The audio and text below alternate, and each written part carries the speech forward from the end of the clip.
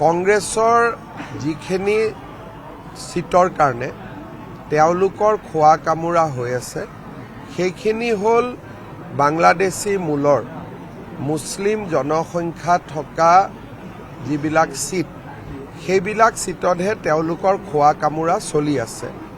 তাৰ পৰাই অসমৰ ৰাইজে এটা কথা বুজি পোৱা উচিত যে কংগ্ৰেছ দল অসম আৰু অসমীয়াৰ মাজত নাই। এই কথাটো একেবাৰে জল পটপট কৰি আজি ওলাই আহিছে। অখিল গগৈৰ লগতো কাজিয়া কোনকেইটা সিটক লৈ লাগি আছে? বাংলাদেশী মূলৰ মুছলিম সিট কেইটা। তাৰ মানে মই প্ৰথমৰ পৰাই কৈ আহিছোঁ যে তেওঁলোক অসম আৰু অসমীয়াৰ লগত নাই। নাটক কৰাটো বাদ দিয়ক, কিন্তু এতিয়া যদি যোৰহাট সিট লৈ কাজিয়া লাগিলহেঁতেন, ডিব্ৰুগড়লৈ কাজিয়া লাগিলহেঁতেন, তেতিয়া আপুনি বুজি পাব। কিন্তু তেওঁলোকৰ আত্মাটো বা তেওঁলোকৰ আত্ম অভিমান স্বাভিমান তেওঁলোকে বাংলাদেশী মূলৰ মুছলিম মানুহৰ ওচৰত মৰ্টগেজ দি থৈ দিছে।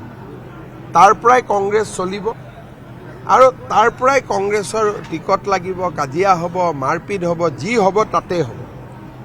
বাকী জাগাত তেওঁলোকক মানুহেও নিবিচাৰে আৰু তেওঁলোকেও মানুহক নিবিচাৰে।